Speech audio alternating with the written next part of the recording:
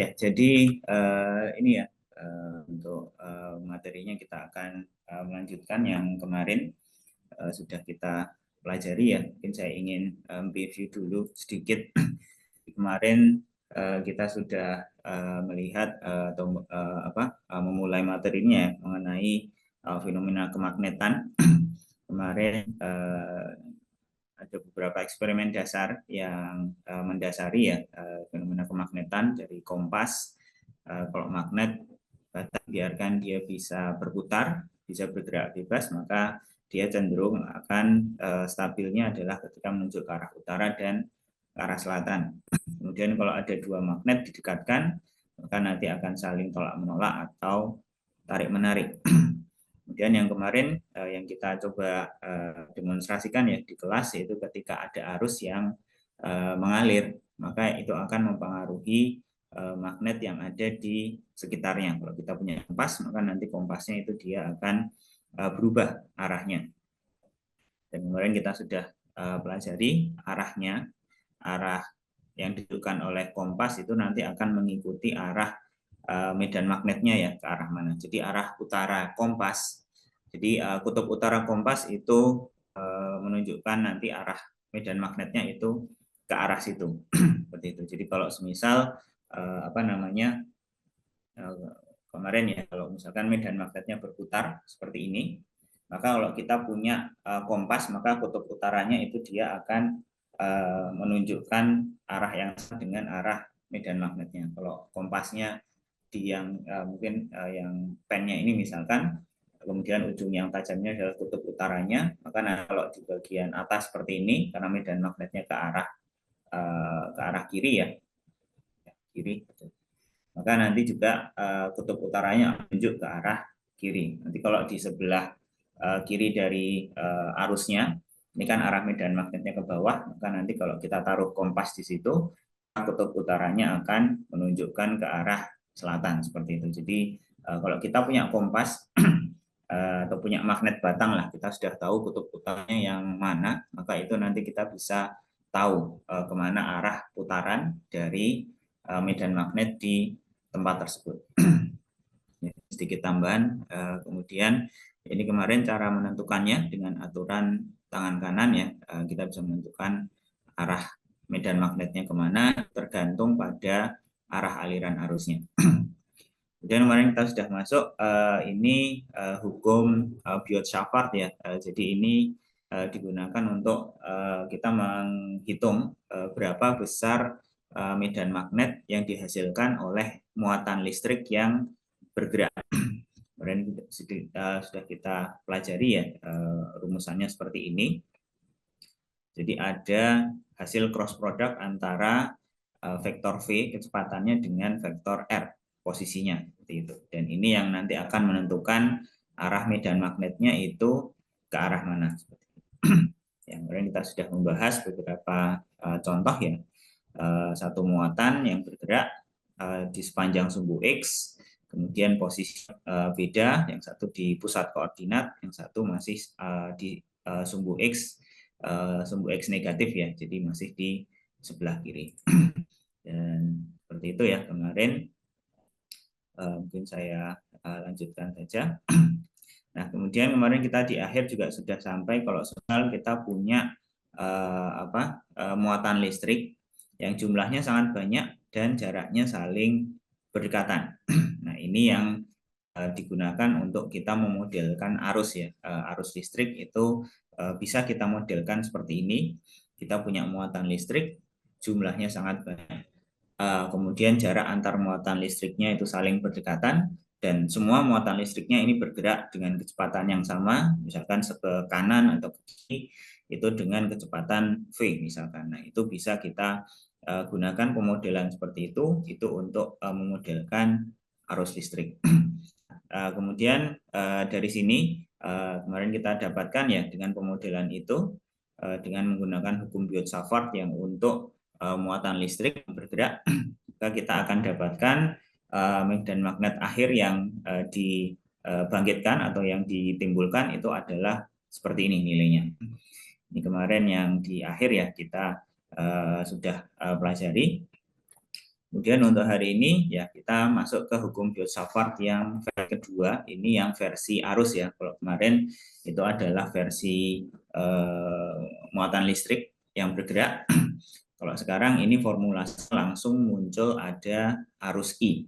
Jadi kalau misal kita punya kawat atau kabel, kemudian ada arus yang mengalir sepanjang kabel ini, misalkan kabelnya lurus seperti ini, nah kemudian nanti berapa medan magnet yang dihasilkan, maka ini bisa dihitung dengan menggunakan formulasi dari hukum Biot-Savart yang versi yang kedua di sini. Ya, bentuknya seperti ini, cuma mungkin saya ingin menggambarkannya lebih jelas ya dari awal. Jadi ini digunakan untuk ya kalau kita punya kawat atau kabel, kemudian misalkan seperti ini ya kawatnya seperti ini. Ini kalau saya gunakan gambar yang sama seperti yang di slide, ini adalah titik atau sumbu Y-nya, X sama dengan 0. Kemudian panjang kawatnya ini adalah 2L ya. Ini dari X-nya sama dengan minus L, sampai di sini X-nya itu sama dengan L, seperti ini.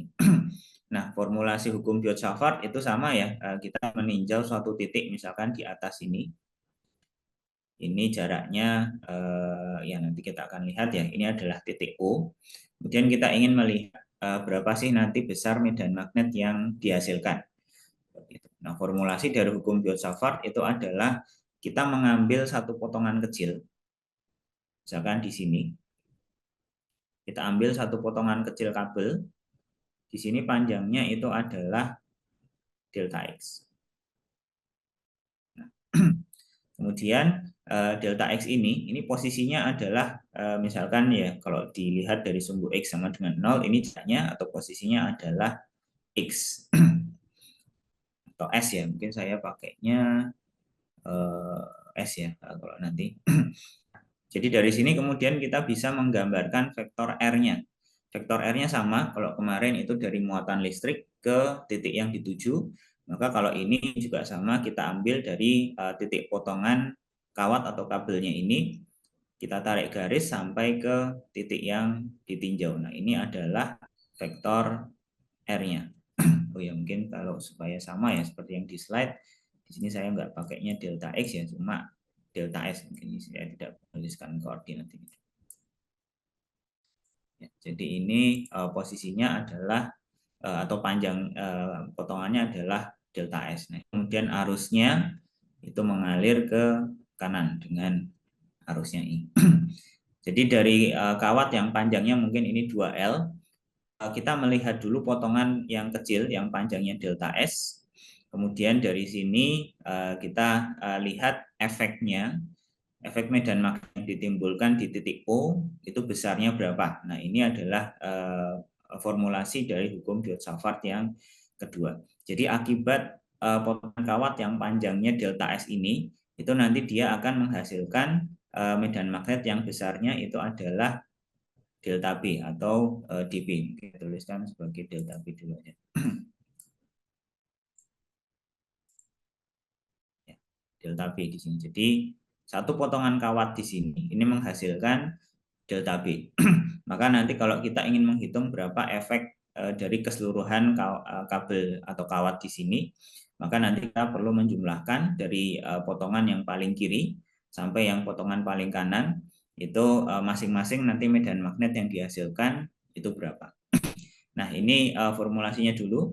Jadi akibat potongan yang panjangnya delta S ini, maka nanti dia akan menghasilkan kontribusi medan magnet, saya tuliskan sebagai delta B ya. Itu sama dengan mu0 dibagi 4pi dikalikan I dibagi dengan besar dari vektor R pangkat 3, kemudian dikalikan dengan hasil cross product antara delta S dengan R-nya seperti itu. Nah, jadi ini adalah formulasinya hukum Biot-Savart yang versi yang kedua ya. Jadi ini baru kontribusi kawat atau kabel yang panjangnya adalah delta S. Jadi ini belum keseluruhan kawat yang dari yang panjangnya 2L ini, tapi baru yang satu potongan kecil seperti ini. Nah, nanti kalau kita ingin menghitung semuanya, maka kita harus melakukan operasi penjumlahan, tapi penjumlahan di kontinu ya, nanti bentuknya adalah integral seperti itu.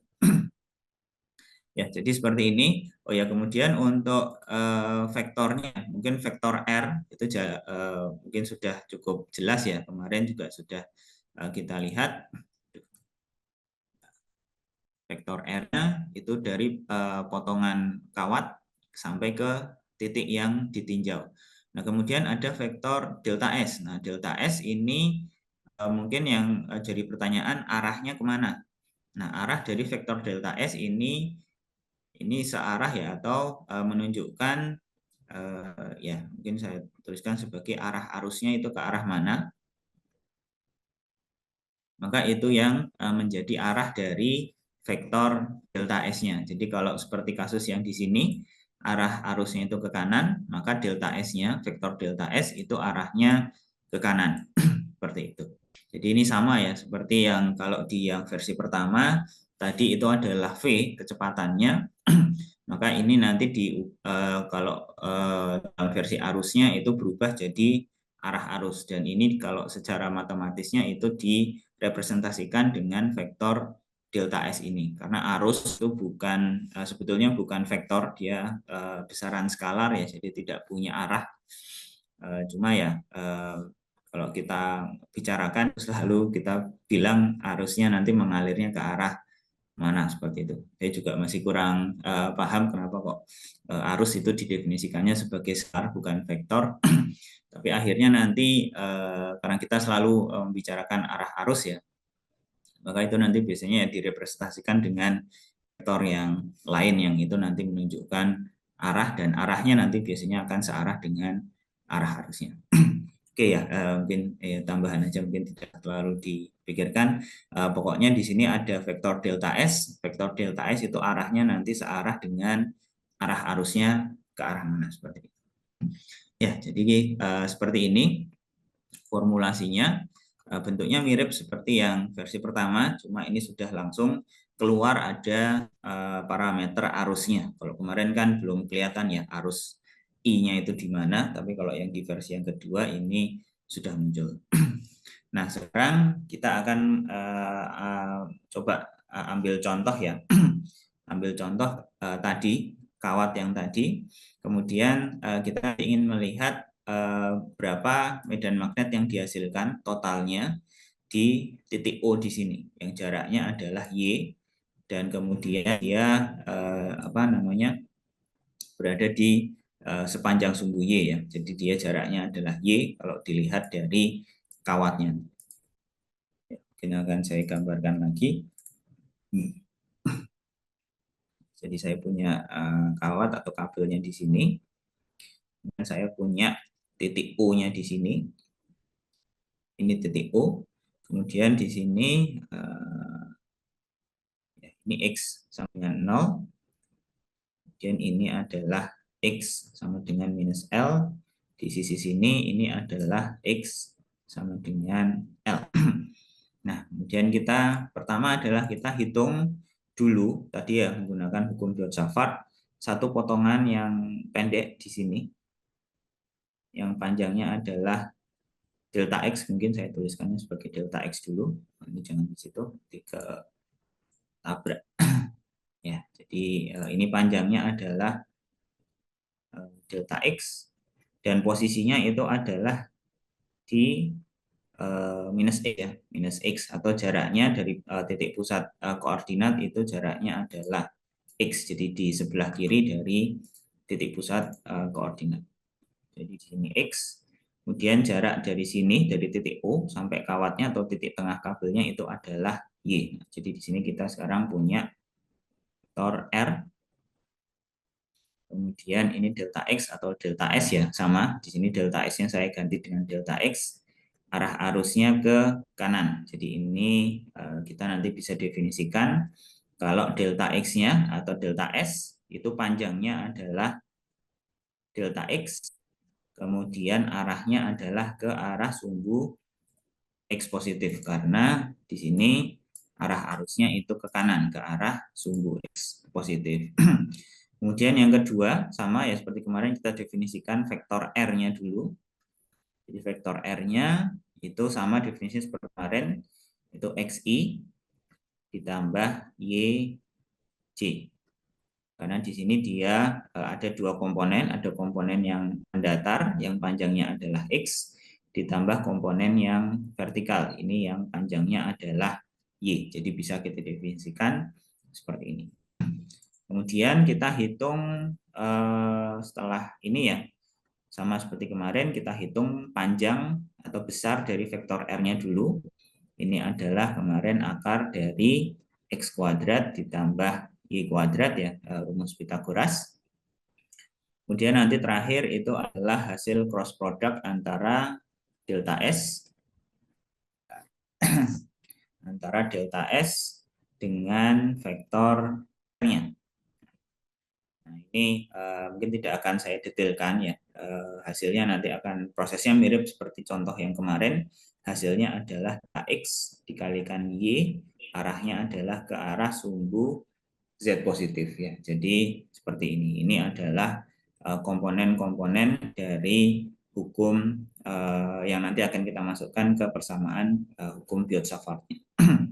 Oke, jadi dari sini kita bisa tuliskan bahwa delta B-nya atau besar medan magnet yang dihasilkan oleh potongan kawat yang kecil ini yang panjangnya delta X itu nanti besarnya atau nilainya adalah mu0I dibagi 4pi, kemudian dikalikan dengan arusnya I dibagi panjang dari vektor R. Panjang dari vektor R tadi sudah kita lihat itu adalah akar dari X kuadrat ditambah Y kuadrat, kemudian ini dipangkatkan 3. Dan terakhir, ini adalah hasil cross product-nya antara delta S dengan R. Nilainya adalah delta X dikalikan Y, kemudian arahnya adalah katopi. Ya, jadi di sini bisa saya tuliskan lagi, saya rapikan ya penulisannya. Ini menjadi mu0I dibagi mu0I Y dibagi 4pi.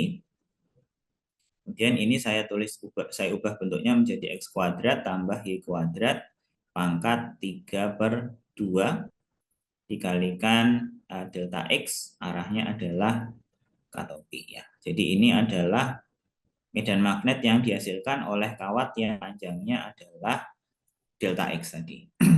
Nah, bagaimana kalau kita ingin menghitung ya berapa total medan magnet yang dihasilkan?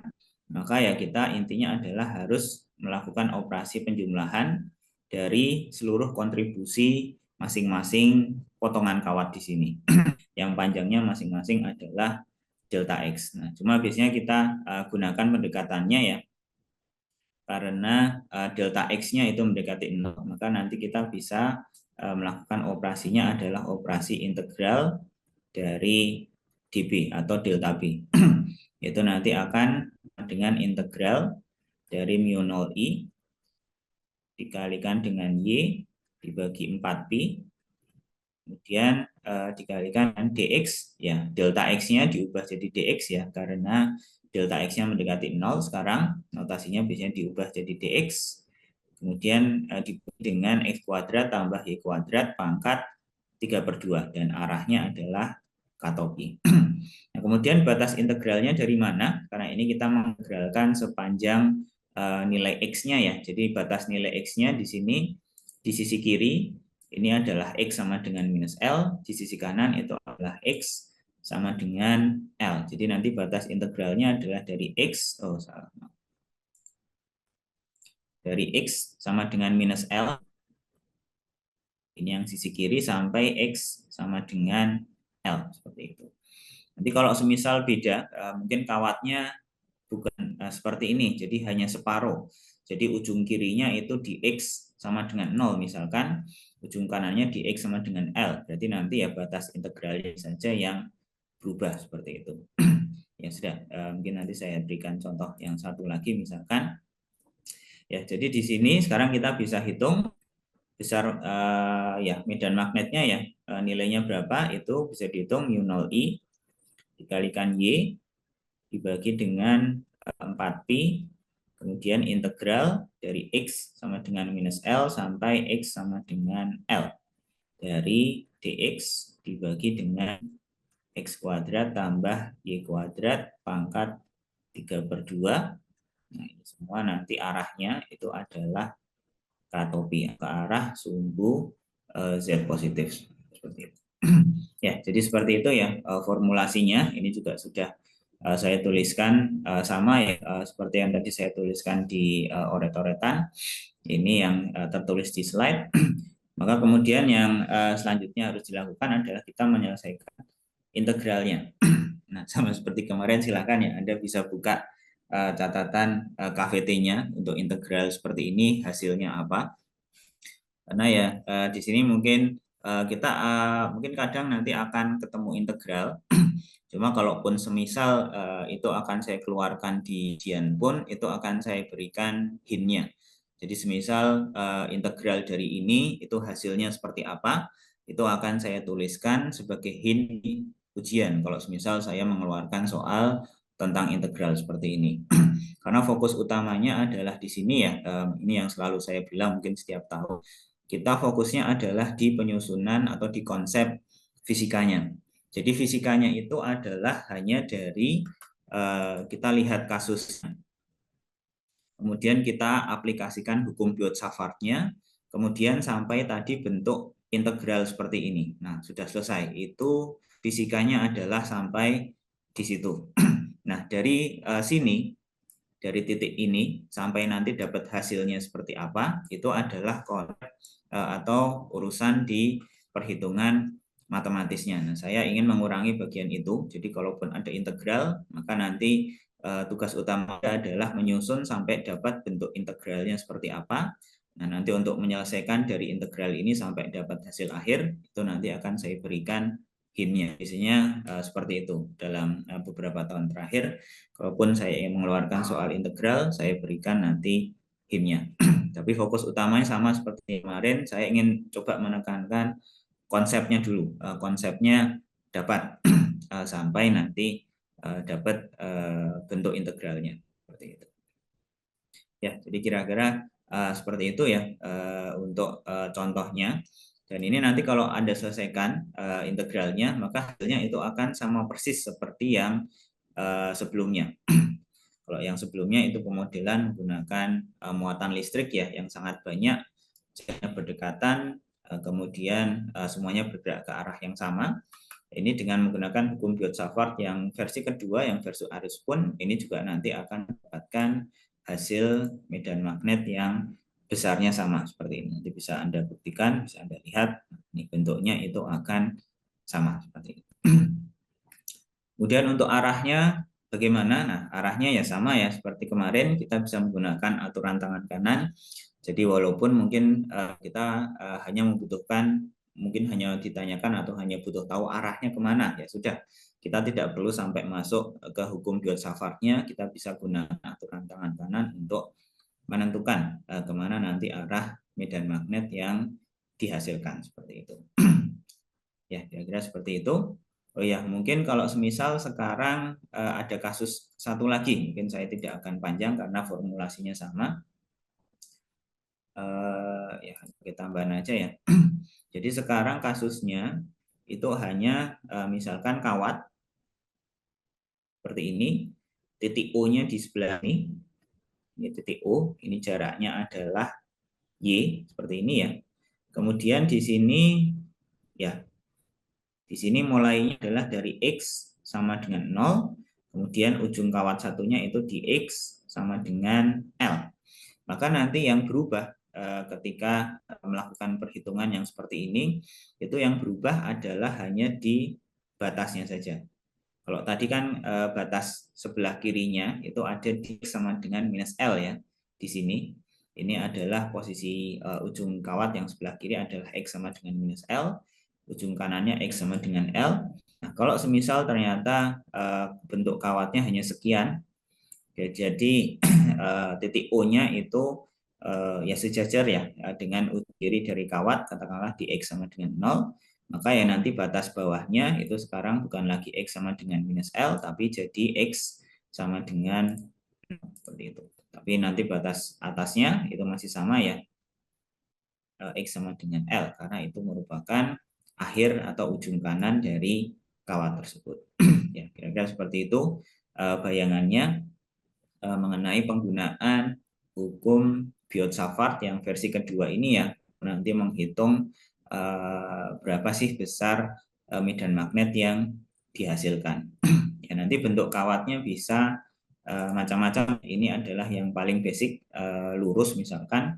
Nanti bisa kita punya 4 potongan kawat, panjangnya sama, kemudian dibentuk jadi persegi. Nanti bisa kita hitung di titik tengah di sini itu berapa medan magnet yang dihasilkan. Atau mungkin nanti bentuknya lingkaran. Kawatnya bentuknya lingkaran. Nah, ini yang paling sering ya, kita membentuk kawat bentuknya lingkaran misalkan. Nah, itu nanti berapa medan magnet yang dihasilkan, itu nanti juga menghitungnya adalah dengan hukum Biot-Savart yang versi kedua ini. Seperti itu. Ya, jadi kira-kira seperti itu ya bahannya mengenai hukum Biot-Savart yang versi kedua ini ya. Mungkin ada yang mau ditanyakan dulu, silakan. Saya berikan kesempatan dulu. Permisi Bapak. Ya, silakan Mbak. Silakan. Untuk yang kalau misalnya ada persoalan berbentuk lingkaran gitu, itu kan pakai hukum Biot-Savart yang kedua. Ya, Itu ada perbedaan juga kah di proses menentukan batas integralnya atau gimana, Pak? Kasih ya, Bapak. ya. Terima kasih Mbak atas pertanyaannya. Ya, jadi nanti, bentar. Nah, jadi nanti ada sedikit perbedaan, tapi nanti perbedaannya adalah ya mungkin sekarang saya berikan contohnya aja ya, mungkin tidak akan saya sampai selesai. Jadi nanti kalau yang bentuknya lingkaran seperti ini, ya kita akan ambil, biasanya nanti yang ditanyakan itu yang di titik tengah, ini jari-jarinya itu adalah R misalkan. Nah, kita ambil potongan misalkan di titik sini, misalkan di sini. Ini panjangnya adalah sama ya, tadi panjangnya adalah delta S, seperti itu. Kemudian panjang dari delta S-nya ini berapa? Panjang dari delta S-nya ini nanti dia akan tergantung sama jari-jarinya R. Misalkan di sini posisinya itu theta ya.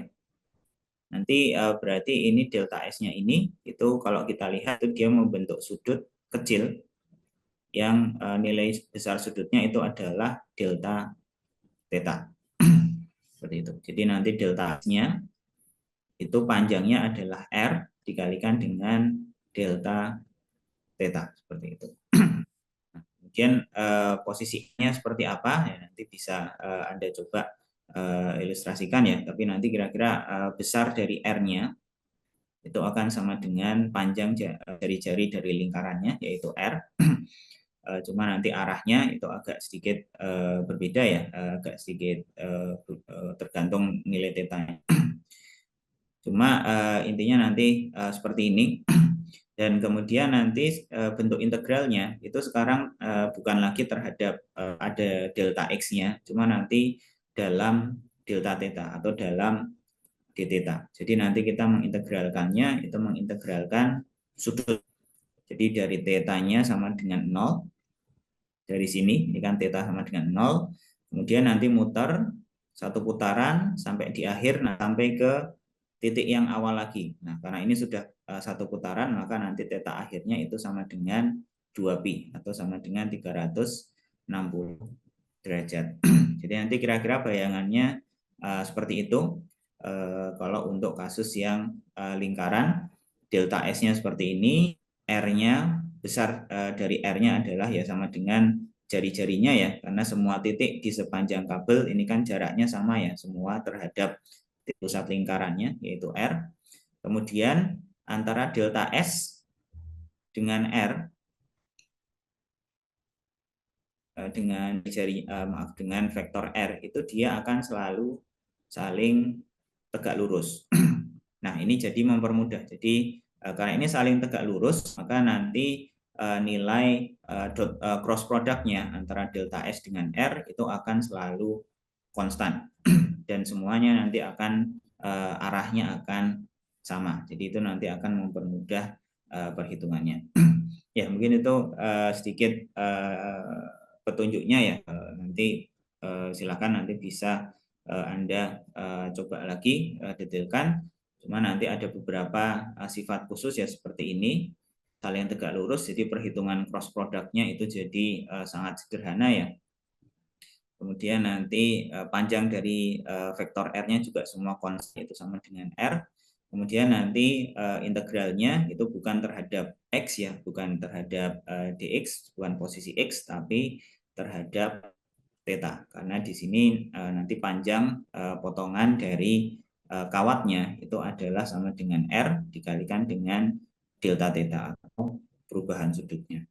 Mungkin kira-kira seperti itu untuk pertanyaannya. Apakah sudah cukup? Sudah Bapak, makasih Bapak. Ya, sama-sama Mbak. Silakan, mungkin ada yang lain lagi yang ingin ditanyakan. Kalau tidak, ya mungkin ini sebagai remark aja ya, atau kesimpulan, ya mungkin bukan kesimpulan juga sih, mungkin hal yang perlu saya tekankan ya, dari medan magnet dan medan listrik ya, sumbernya. Apa yang membuat atau yang menghasilkan medan listrik dan medan magnet, kemarin mungkin sudah saya sampaikan juga di kelas, adalah bagaimana medan listrik itu akan selalu muncul selama kita punya muatan listrik. Muatan listrik itu diam atau bergerak, itu selalu akan menghasilkan medan listrik. Tapi kalau medan magnet itu hanya muncul ketika muatan listriknya tersebut itu bergerak. Kalau muatan listriknya diam, maka kita tidak akan mendapatkan atau tidak akan dihasilkan medan magnet. Mungkin itu satu konsep yang paling dasar ya dari pembangkitan medan magnet dan medan listrik. Sama-sama dihasilkan oleh muatan listrik, cuma kalau medan magnet itu muatan listriknya harus bergerak dulu baru akan muncul medan magnet. Kalau diam, maka ya tidak akan muncul medan magnet. Cuma kalau medan listrik, muatan listriknya itu diam ataupun bergerak, itu dua-duanya akan sama-sama menghasilkan medan listrik seperti itu. Ya, kira-kira seperti itu untuk materi mengenai medan magnet ya, utamanya adalah mengenai hukum Biot-Savart, bagaimana menghitung medan magnet akibat muatan listrik yang bergerak, atau mungkin yang tadi yang versi yang kedua adalah dengan arus ya, ketika sudah diformulasikan dengan ada arus seperti itu. Oke, nah kemudian untuk yang selanjutnya saya akan masuk ke materi yang kedua ya, yaitu mengenai dipol magnetik. Nah, dipol itu apa? Nah, nanti kita akan melihat apa yang disebut sebagai dipol magnetik. Ya, jadi mungkin kalau dari kita lihat ya, kalau misalkan kita punya sebuah kawat atau kabel yang dibentuk melingkar seperti ini, maka akan menghasilkan medan magnetnya. Dan medan magnetnya nanti seperti apa? Mungkin kita bisa lihat di sini ada dua gambar. Mungkin pertama saya ingin membahas mungkin yang sebelah kiri dulu ya. Jadi di sini ini kita punya kabel atau kawat yang berbentuk lingkaran. Kemudian di dalamnya itu dialiri arus yang besarnya adalah I, arah aliran arusnya. Nah, arah aliran arusnya ini seperti ini ya, counterclockwise, CCW, berlawanan dengan arah jarum jam. Di sebelah kiri ini adalah sebetulnya penampang. Penampang itu tapi dilihat dari sisi yang sebelah kiri. Jadi kita melihatnya, kalau ini adalah kawatnya yang bentuk lingkaran itu di sini, maka saya cek lagi. Oh ya, betul. Kita melihatnya itu adalah dari sini. Jadi ini adalah pandangan mata kita. Itu dari sisi sebelah kiri dari kawat yang berbentuk lingkaran ini. Karena kita melihatnya dari sisi kiri, maka yang di bagian atas ini arusnya itu mengalirnya adalah mendekati ya, atau menuju ke arah pengamat. Jadi arus yang di atas itu dia arahnya adalah keluar dari layar ya, atau keluar dari bidang datar. Jadi mendekati pengamat ya, karena dia arah arusnya seperti ini muternya, dan kita melihatnya adalah dari sisi sebelah kiri seperti ini.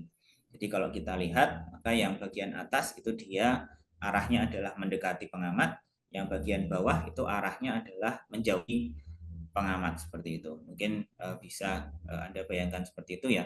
Ya, karena ini kalau di kelas saya pakai pakai kabel atau kawat yang bentuk kotak yang kemarin saya bawa. Cuma karena online jadi agak lebih susah untuk menjelaskan. Cuma kira-kira seperti itu ya. Dan di bawah itu nanti arahnya itu ya dia akan menjauhi pengamat atau arahnya akan masuk ke dalam. Nah, akibatnya adalah kita sekarang bisa memperhatikan arah medan magnet yang dihasilkan. Jadi di sekitar kawat yang sebelah atas, karena arah arusnya adalah keluar yang mendekati, maka dia medan magnetnya yang dihasilkan itu dia berputarnya adalah berlawanan dengan arah jarum jam. Nah, ini bisa dilihat ya, arah panahnya itu berlawanan dengan arah jarum jam, karena di sini arus yang mengalir di sini itu arahnya adalah menuju pengamat. Nah, sebaliknya yang di sisi sebelah bawah dari kabelnya ini ya, ini karena arusnya masuk, maka kalau arusnya masuk nanti arah putaran medan magnetnya itu adalah akan searah dengan arah jarum jam. Makanya nanti bentuknya seperti ini ya, garis-garis medan magnetnya bentuknya berputar searah dengan arah jarum jam seperti itu. Ya, kemudian dari sini sekarang bisa kita lihat di bagian tengah itu medan magnetnya semua sama ya arahnya. Akibat yang atas itu kalau kita lihat di bagian tengah dari konduktornya atau dari bentuk ya kawat yang berbentuk lingkaran ini ya, itu dia menunjuk ke arah kanan, dari kiri ke kanan. Akibat dari kawat yang sebelah bawah itu juga sama. Ketika kita melihat di bagian tengah itu ya menghasilkan medan magnet yang arahnya dari kiri ke kanan. Jadi kalau di bagian dalam sini, bagian tengah itu semua arahnya sama dari kiri ke kanan. Nah, kemudian kalau kita lihat ini adalah bentuk atau arah ya medan magnet yang dihasilkan. Kalau kita lihat, maka yang di bagian dalam itu arahnya akan mendekati ya titik semuanya. Di sini tandanya titik berarti mendekati pengamat. Sedangkan yang di luar dari cincin atau lingkarannya ini itu arahnya semua masuk ke dalam menjauhi pengamat. Nah, seperti itu. Nah, dari sini sebetulnya kita bisa menggunakan cara yang sama ya untuk menentukan medan magnetnya arahnya kemana di dalam lingkarannya ini itu dengan aturan tangan kanan. Nah, cuma sekarang dibalik. Kalau tadi kawatnya yang lurus ya itu jempolnya itu menunjukkan arah arus, kemudian 4 jari yang lain itu menunjukkan arah putaran medan magnetnya. Tapi kalau kita punya kawat yang bentuknya tertutup seperti ini, membentuk satu lingkaran, bisa persegi panjang apapun ya. Kita bisa menentukan di mana ke arah mana sih nanti arah medan magnet yang dihasilkan di dalamnya atau di bagian tengahnya ini. Caranya gimana? Caranya adalah dengan aturan tangan kanan. Cuma sekarang dibalik, yang 4 jari ini adalah arah putaran arusnya. Nah, kemudian jempol ini yang menunjukkan arah medan magnet yang dihasilkan. Seperti yang digambar di sini ya, ini arah putaran arusnya di dalam kawat atau konduktornya itu adalah counter clockwise. Jadi arah putaran arusnya adalah seperti ini, counter clockwise. Nah, kalau kita gunakan tangan kanan, 4 jari itu menunjukkan arah putaran arusnya yang counter clockwise. Kemudian jempol ini menunjukkan arah medan magnetnya. Nah, bisa Anda coba praktekkan ya. Nanti arah medan magnetnya itu akan menunjuk arah yang mendekati Anda atau mendekati pengamat. Jadi sudah sesuai dengan gambar yang ada di slide ini seperti itu. Ya, jadi seperti itu. Kalau kita ingin menentukan ya kemana arah medan magnet yang dihasilkan di dalam ya di tengah dari suatu kawat yang berbentuk misalkan lingkaran atau persegi panjang, maka kita bisa gunakan aturan tangan kanan yang nggak tahu ini yang versi ke berapa ya agak berbeda.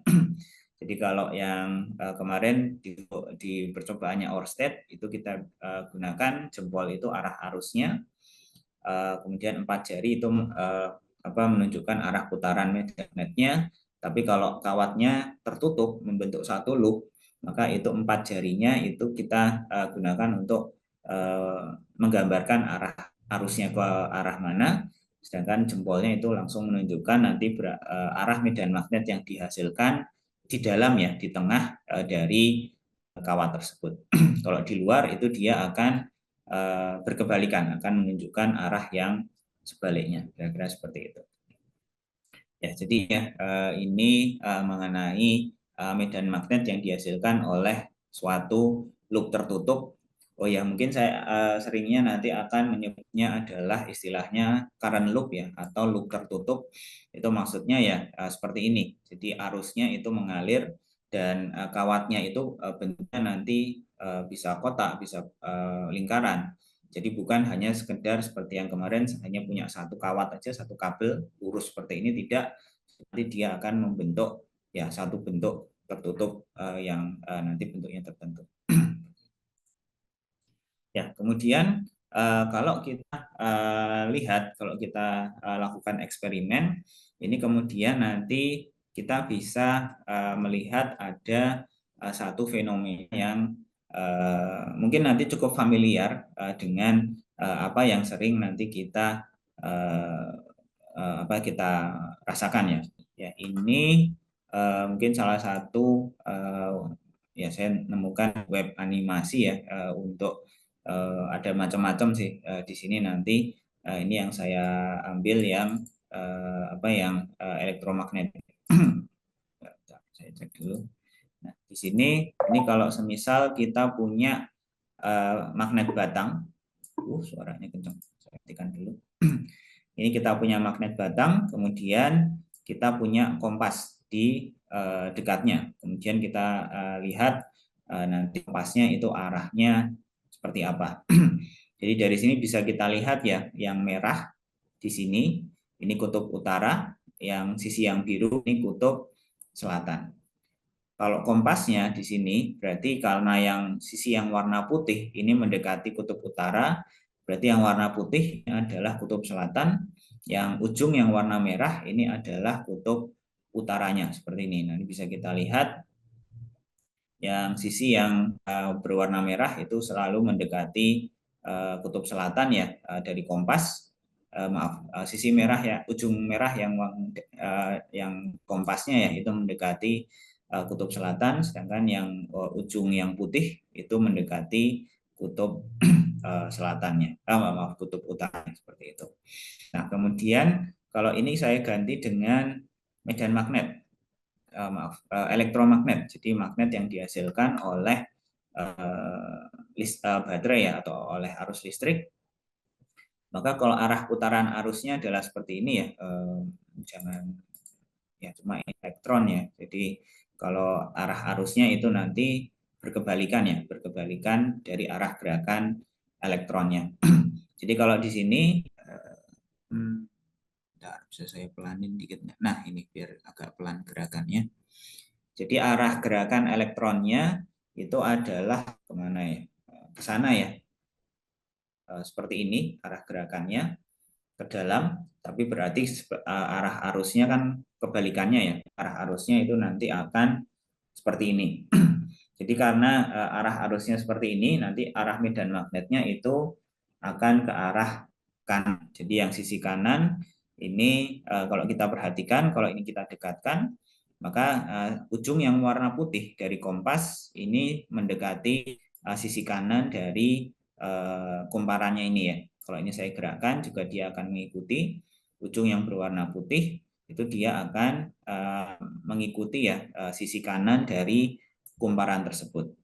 Nah, sedangkan yang sisi kiri dari kumparan itu dia akan didekati oleh sisi yang berwarna merah seperti itu. Jadi kalau saya gerakkan sisi ujung yang berwarna merah itu akan selalu berusaha arahnya mengikuti arah dari atau posisi dari sisi kiri dari kumparannya seperti itu.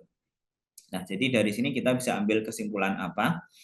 ujung yang berwarna putih dari kompas itu adalah tadi kan merupakan kutub selatannya ya.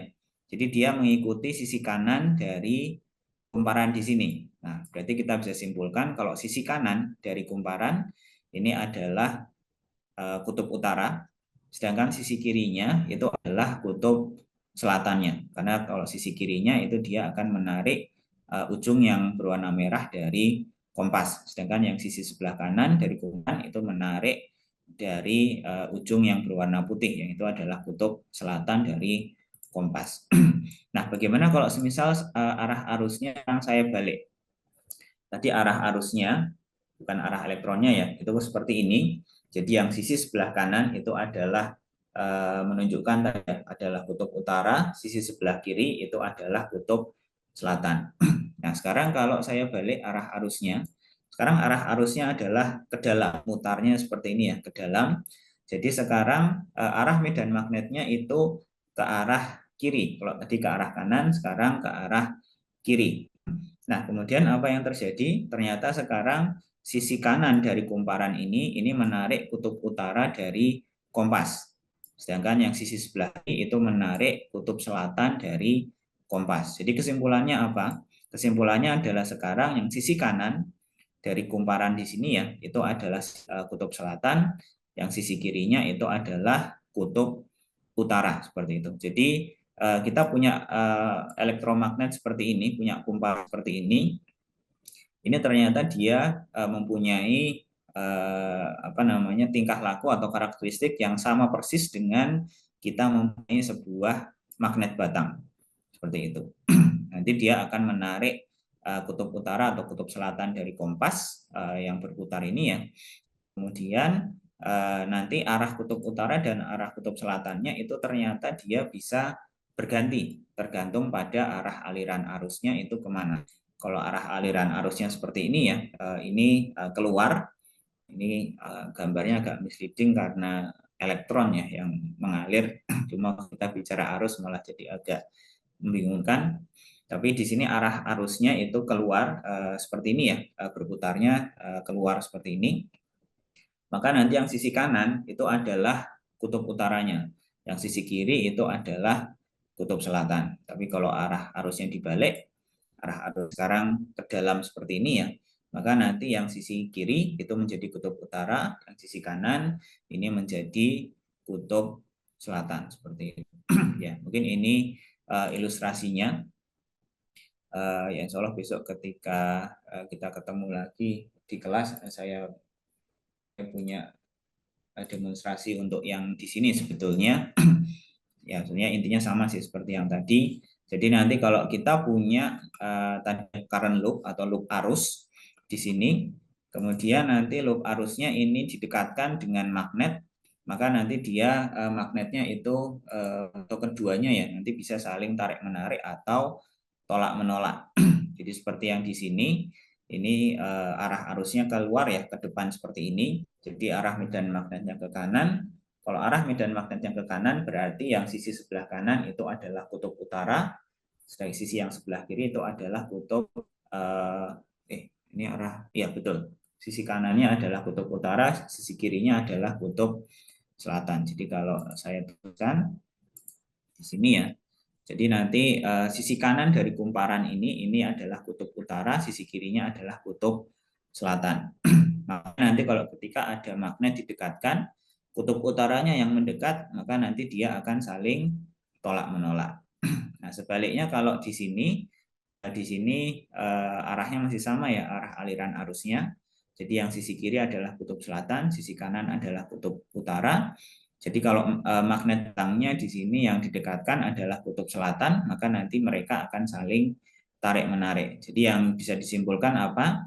Jadi yang bisa kita simpulkan adalah walaupun kita sepertinya punyanya adalah sebuah loop arus seperti ini, cuma ini bisa kita bayangkan seperti magnet batang, sama saja. Jadi di sini walaupun bentuknya adalah loop arus, cuma ini bisa Anda bayangkan ini seperti sebuah magnet batang, yang sisi kiri adalah kutub selatan, sisi kanan adalah kutub utara. Nanti ketika dia berinteraksi dengan magnet atau dengan kumparan arus yang lain, maka ya kita bisa bayangkan sederhana, oh itu sama aja kok kayak magnet batang yang punya kutub utara dan punya kutub selatan.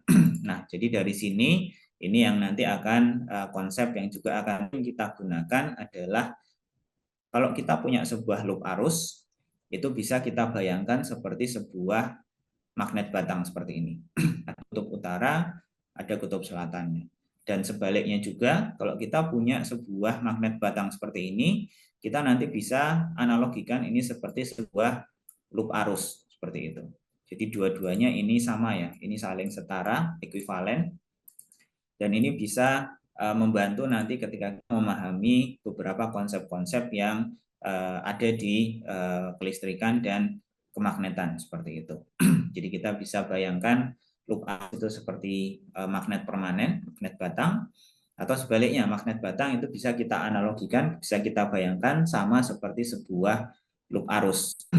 Nah, yang membedakan adalah nanti atau mungkin cara menentukannya ya, cara menentukan kutubnya itu adalah seperti ini tadi. Kita melihat adalah dari kemana sih arah medan magnet yang dihasilkan oleh loop arus tersebut. Kita tadi sudah punya toolsnya pakai aturan tangan kanan. Tergantung arah putar arusnya, nanti arah medan magnet yang dihasilkan ya di tengah-tengah dari loop arusnya tersebut itu dia akan berubah. Nah, kemana arah medan magnetnya itu menunjuk, misalkan arah medan magnet yang dihasilkan itu ternyata ke arah kanan. Berarti bisa kita simpulkan yang sebelah kanan itu adalah kutub utara, sebelah kiri adalah kutub selatan. Tapi sebaliknya nanti kalau arah arusnya misalkan ke dalam, arah medan magnetnya menunjuknya ke kiri, berarti nanti yang sebelah kiri itu adalah kutub utara, sebelah kanan adalah kutub selatan, seperti itu. Jadi seperti itu ya kira-kira cara menentukan arah mana sih kutub utara, mana kutub selatan dari sebuah loop arus di sini. Nah, kemudian di sini sebuah magnet itu dia mempunyai dua kutub ya, ada kutub utara, ada kutub selatan. Makanya biasanya disebut sebagai dipole atau dipole. Maksudnya adalah dipole itu adalah dia punya dua kutub ya. Jadi pole itu kan kutub, dipole berarti ada dua kutub. Jadi sebaliknya nanti ada yang namanya monopole. Jadi monopole itu adalah berarti ya cuma ada satu kutub saja. Cuma kalau di magnet itu nanti tidak mungkin dalam bentuknya adalah satu kutub atau monopol seperti itu. Ya kira-kira seperti itu ya mungkin konsep yang ingin saya sampaikan. Jadi bagaimana kesetaraan ya atau ekuivalensi antara loop arus dengan magnet permanen. Jadi dua-duanya ini kita bisa saling gantikan ya. Kalau kita punya loop arus bisa kita gantikan seperti sebuah magnet. Kalau kita punya magnet batang, magnet permanen, ini bisa kita bayangkan sebagai sebuah loop arus. Nah, biasanya dengan menggunakan konsep ini, nanti ada banyak hal di belakang yang kita dengan lebih mudah untuk memahami kenapa kok bisa terjadi hal-hal seperti itu. Ya, oke ya. Jadi seperti itu tadi ya. Ini konsep yang mungkin yang salah satu yang cukup penting ya. Jadi dan ini nanti bisa banyak hal yang kita bisa dengan mudah pahami dengan menggunakan konsep ini. Kita bisa menganalogikan keduanya ini ya untuk saling saling menggantikan. Karena nanti kadang ada kasus yang kita akan jauh lebih mudah memahaminya kalau kita bayangkan itu sebagai sebuah loop arus. Ada kasus yang kita akan jauh lebih mudah memahami kalau itu kita bayangkan sebagai sebuah magnet permanen, magnet batang seperti ini. Dan ini nanti akan kita gunakan juga nanti untuk menjelaskan beberapa aplikasi ya dari konsep pemagnetan tersebut. Oke ya, jadi ini satu konsep namanya magnetic dipole. Kenapa dipole? Karena tadi ada dua kutub ya, kutub utara dan ada kutub selatan. Nah dari situ kemudian kita atau ada satu definisi parameter fisis ya, namanya adalah magnetic dipole moment atau moment dipole magnetic. Jadi ini adalah parameter fisika yang secara gambaran kasarnya adalah ini nanti menunjukkan seberapa kuat suatu dipol magnet tersebut. Jadi kalau dipol magnet yang dia nilai moment dipol magnetnya itu besar, maka itu menandakan bahwa dipol magnet tersebut itu kuat. Nah, kuatnya seperti apa? Itu sedikit sulit ya untuk kita bayangkan secara langsung. Cuma gambarannya adalah nanti kalau itu diletakkan di daerah yang medan magnet, maka itu nanti putarannya, arah dia berputar atau itu akan lebih cepat dibandingkan kalau suatu dipol magnet yang nilai momen dipol magnetnya itu kecil. Jadi dia mungkin dia mau berputar, cuma nanti berputarnya menunjuk ke arah utara dan selatannya itu lambat. Tapi kalau momen dipol magnetnya besar, maka dia akan ya satset lah dia muter sampai nanti menunjuk ke arah utara dan selatan itu dia cepat seperti itu. Nah, itu bayangannya kalau secara fisis itu ditentukan oleh apa yang disebut sebagai momen dipol magnetik. Ya, mungkin ini tidak banyak kita pakai. Nanti kita pakai terutama nanti ketika kita membahas mengenai torsi magnetik. Jadi ini mungkin saya hanya memperkenalkan dulu saja ya istilahnya. Nanti ketika kita membahas mengenai torsi magnetis itu nanti akan dimention lagi mengenai momen dipol magnetik ini. Ya, definisinya apa? Definisinya seperti secara matematis itu adalah ya ini. Jadi mu ini adalah momen dipol magnetik. Ini merupakan vektor ya. Ini berupa vektor. Nilainya adalah sama dengan suatu arus I dikalikan luas permukaan A. Nah, jadi bayangannya seperti apa? Jadi semisal kalau saya tadi punya lingkaran, sebuah kawat yang berbentuk lingkaran, ini luas lingkarannya, luas daerah yang dibentuk oleh kawat sini itu adalah A. Kemudian nanti ada arus I yang mengalir I seperti ini. Maka momen dipol magnetik itu definisinya adalah ya kalian antara arus I dengan berapa luas daerahnya atau luas permukaannya yang ada di dalam sini. Ini berapa luasnya, itu adalah nilai A-nya dikalikan dengan besar arus I yang mengalir. Nah, sudah, itu adalah definisi dari momen dipol magnetik seperti itu. Nah, kemudian sekarang tadi sudah saya mention ya, saya sebutkan bahwa momen dipol magnetik itu vektor. Jadi dia punya besar, dia punya arah. Nah, bagaimana cara menentukan arah dari momen dipol magnetik? Ya, sama, menggunakan aturan tangan kanan, empat jari di sini ya itu menandakan arah putaran arusnya kemana. Kemudian jempolnya itu akan menentukan kemana arah momen dipol magnetiknya. Jadi ini tadi satu cara ini ya, ini bisa ada 3 hal berarti yang bisa kita ketahui. Kalau kita punya suatu loop arus, kemudian kita sudah tahu arah aliran arusnya kemana, dengan aturan tangan kanan ini nanti ada tiga hal yang langsung bisa kita ketahui. Pertama tadi arah medan magnetnya, arah medan magnet di tengah dari lurusnya tersebut itu ke arah mana, ini bisa kita tentukan dengan aturan tangan kanan yang model yang ini ya. Saya nggak tahu modelnya ada banyak, tergantung kasusnya ya. Kemudian yang kedua, tadi kita juga bisa langsung mengetahui di mana posisi dari kutub utaranya.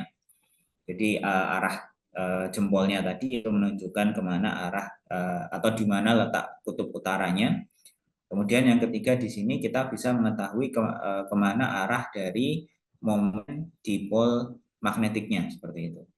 Nah, jadi itu 3 hal yang biasanya nanti akan sering kita gunakan ketika kita membahas sebuah loop arus. Ya, kita ingin tahu di mana sih kemana arah medan magnetiknya, kemana arah momen dipol magnetiknya. Kemudian kalau kita ingin membayangkan itu atau menganalogikan itu sebagai sebuah magnet batang, magnet permanen, maka itu di mana posisi kutub utaranya. Nah, ini semua bisa kita tunjukkan dengan arah aturan tangan kanan di sini. Kalau definisi matematisnya itu arah momen dipol magnetik itu searah dengan arah vektor A. Ya, ini luas permukaan itu kalau di dalam fisika biasanya didefinisikan sebagai vektor. Nah, cuma itu malah rumit. Misalkan Anda pikirkan di situ, Anda cukup pokoknya kalau besarnya itu adalah I dikalikan A. Kemudian cara menentukan arahnya dengan aturan tangan kanan. Sudah seperti itu saja itu sudah cukup untuk kita memahami apa yang disebut sebagai momen dipol magnetnya. Kalau ditanya arah, ya pakai aturan tangan kanan, sudah selesai, dilihat kemana arah aliran arusnya, pakai aturan tangan kanan, langsung kita tahu nanti kemana arah momen dipol magnetiknya. Kalau ditanya besarnya, itu tinggal arusnya dikalikan luas permukaannya. Sudah, itu sudah selesai mengenai momen dipol magnetik. Jadi ya simpel-simpel aja lah, nggak usah yang terlalu apa secara matematisnya seperti ini kemudian harus diikuti. Oke ya, jadi seperti itu tadi mengenai momen dipol magnetik. Nah kemudian di dipol magnet itu ada satu parameter atau satu karakteristik yang mungkin ini Anda sudah pahami, Anda sudah amati, bahwa magnet itu selalu muncul dalam bentuk ada kutub utaranya, ada kutub selatannya. Kalau semisal di sini saya punya magnet batang seperti ini, ada kutub utara, ada kutub selatannya. Kita sudah tahu, kita nanti bisa tes misalkan atau bisa kita gantungkan, nanti ada yang menunjuk ke arah utara, nanti sisi satunya menunjuk ke arah selatan. Nah, sekarang kalau misalkan kita bayangkan magnet batangnya tadi itu kita potong jadi dua. Jadi persis di tengah-tengahnya itu kita potong seperti di sini. Ini kan kelihatan ya, yang warna merah itu kutub utara, warna putih itu kutub selatan. Mungkin bayangan kita kalau pas dipotong di tengah-tengahnya, maka kita punya dua magnet, yang satu itu cuma punya kutub utara, yang satu itu cuma punya kutub selatan. Tapi kalau Anda coba, misalkan Anda coba gantungkan lagi atau Anda dekatkan ke magnet yang lain, maka nanti akan muncul karakteristik yang sama. Jadi kalau semisal ini hasil potongan magnet, ini magnet awalnya ya, kemudian dipotong di tengah, jadi ada potongan yang lebih kecil. Nanti kalau ujung yang satunya itu tolak menolak dengan kutub utara magnet yang lain yang kita punya, maka nanti ujung satunya itu dia akan tarik-menarik dengan kutub utara dari magnet yang lain. Jadi tidak kemudian karena tadi ini dipotong, ini yang sisi sebelah kiri adalah kutub utara, maka satu magnet yang tadi itu berubah menjadi kutub utara semua. Itu tidak seperti itu ternyata. Tetap nanti kalau yang ujung sebelah kiri didekatkan ke kutub utara magnet yang lainnya, itu dia akan tolak menolak, pasti nanti ujung yang lainnya itu dia akan tarik menarik. Jadi dari sini menunjukkan bahwa walaupun ada magnet yang kita potong, maka tetap nanti magnetnya akan muncul sebagai sebuah dipole. Kutub utara punya kutub selatan, seperti itu. Kalau potongan hasil potongan magnet tadi juga kita potong lagi jadi lebih kecil, maka tetap akan muncul sebagai sebuah dipole, ada kutub utaranya, ada kutub selatannya, seperti itu. Nah, penjelasannya seperti apa? Penjelasannya adalah mungkin kita bisa bayangkan seperti ini. Jadi magnet batang, magnet permanen yang ada kutub utara dan kutub selatannya, itu sebetulnya bisa kita bayangkan di dalamnya itu terdiri dari loop-loop arus yang kecil-kecil dan jumlahnya itu sangat banyak. Ya, jadi sebuah magnet permanen, magnet batang yang biasa kita mainkan itu bisa kita bayangkan atau sebetulnya struktur di dalamnya itu terdiri dari sebuah loop arus yang kecil dan jumlahnya sangat banyak dan semuanya itu menunjuk ke arah yang sama. Jadi tadi loop arus itu dia momen dipol magnetiknya bisa kita tentunya dengan menggunakan aturan tangan kanan, dan di sini juga sama. Kalau momen dipol magnetnya semua menunjuk ke arah kanan, maka nanti bisa dipastikan sisi sebelah kanan itu adalah kutub utara, sisi sebelah kiri itu adalah kutub selatan, seperti itu. Nah, ini adalah magnet permanen. Kita bayangkan atau di dalamnya sebetulnya strukturnya itu terdiri dari loop arus yang kecil-kecil yang jumlahnya banyak. Sekarang bisa kita bayangkan kalau di sini sekarang sepotong di tengah. Ya, jadi kalau kita lihat sekarang struktur di dalamnya itu ya tetap sama, tetap terdiri dari loop-loop arus yang kecil semuanya masih sama menunjuk ke arah kanan momen dipol magnetiknya. Cuma yang membedakan adalah sekarang jumlah loop arusnya itu jadi sedikit atau jadi lebih sedikit. Tapi kalau kita lihat semuanya masih tetap menunjuk ke arah yang sama, ke arah kanan. Berarti sisi sebelah kanan itu akan menjadi kutub utara, sisi sebelah kiri itu akan tetap menjadi kutub selatan. Kalau kita potong lagi gimana? Ya tetap sama.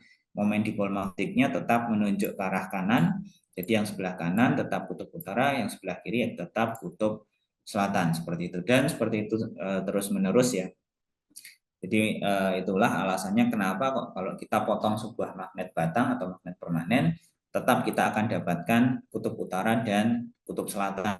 Karena struktur atau penyusun di dalamnya itu masih tetap sama, masih tetap momen dipol magnetiknya itu semua menunjuk ke arah kanan. Yang artinya nanti pasti yang sisi satunya akan menjadi kutub utara, dalam gambar ini adalah sisi kanan, sisi kirinya atau sisi sebaliknya itu akan menjadi kutub selatan.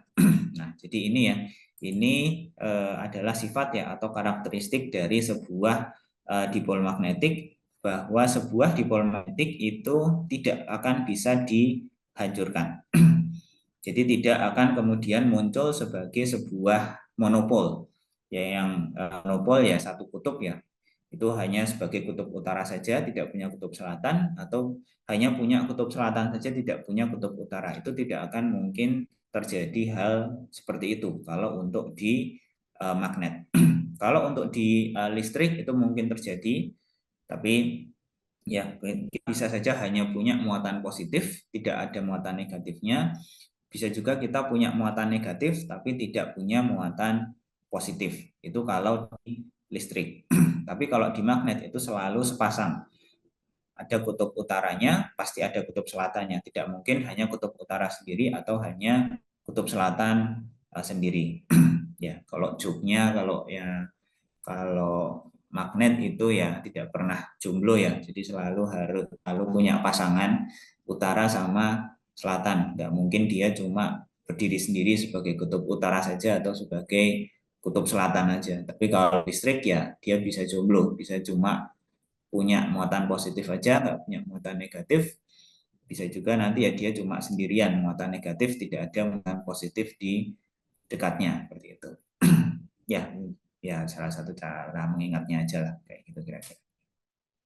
Tapi ya intinya adalah sebuah dipol magnetik itu dia tidak akan bisa dihancurkan, selalu muncul dalam bentuk pasangan kutub utara dan kutub selatan. Nah, kemudian inilah yang kemudian ini adalah konsep ya, konsep dasarnya dari hasil pengamatan. Kemudian seperti biasa, kita sudah punya konsep dasar hasil pengamatan, kita formulasikan ke dalam suatu formulasi matematis. Nah, jadi kalau untuk sifat kemagnetan yang ini nanti diformulasikan secara matematis itu dalam hukum yang disebut sebagai hukum Gauss. Cuma ini biasanya disebut sebagai hukum Gauss untuk kemagnetan. Gauss law for magnetism. Karena ini ya karena untuk membedakan ya dengan hukum Gauss yang asli. Hukum Gauss yang asli yaitu dengan kemarin ya untuk listrik.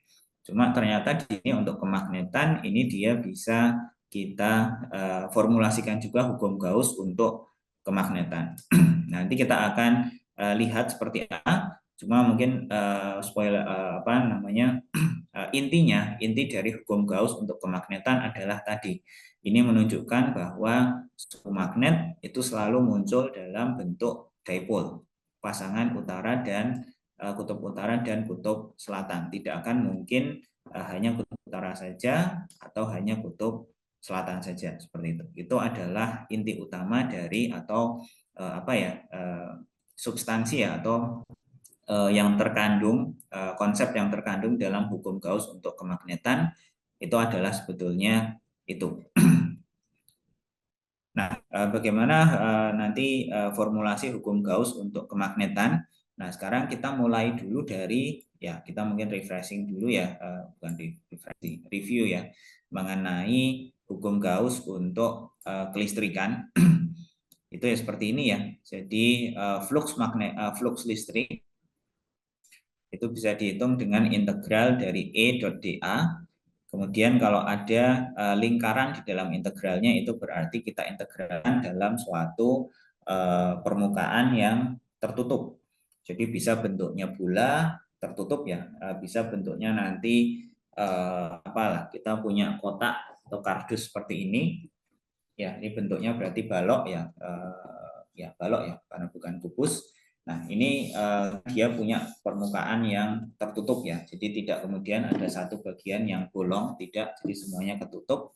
Nah, itu kalau dalam notasi integral, itu biasanya dinyatakan seperti ini. Integral tertutup dari sesuatu dot dA, itu berarti kita mengintegralkan di seluruh permukaan dari benda atau bangun tersebut. Nah, kalau Anda ingatkan, kalau di hukum Gauss, itu kalau kita punya suatu permukaan tertutup, biasanya bentuknya bola, ada muatan listrik di tengahnya, maka kalau hukum Gauss mengatakan kalau kita ingin menghitung berapa sih total flux listrik yang menembus permukaan tertutup tadi, itu kita tidak perlu susah payah menghitung integralnya, kita cukup tahu berapa besar atau berapa banyak muatan listrik yang ada di dalam permukaan tertutup tersebut. Jadi bayangannya seperti ini. Misalkan saya punya bola nih, saya punya bola atau kubus, mungkin saya pakai bola aja dulu ya. Kita punya bola. Ya. Kemudian dari sini kita ingin tahu berapa sih nanti berapa flux listrik yang menembus ya, yang menembus permukaan bola tersebut. Kalau semisal di dalamnya itu saya punya satu muatan listrik positif yang besar muatannya adalah 2 Ki, seperti itu. Nah, dengan berapa sih besar flux listriknya yang akan menembus seluruh permukaan bola tersebut? Ya, kalau dari hukum Gauss itu kita cuma perlu tahu berapa sih total muatan listrik yang terenclose ya. Mungkin saya menulisnya itu enclosed.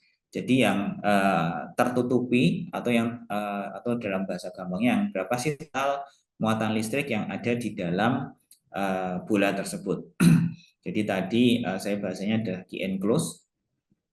Kemudian dibagi dengan epsilon 0. Nah, ini sudah menunjukkan berapa flux listrik yang menembus permukaan bola tersebut.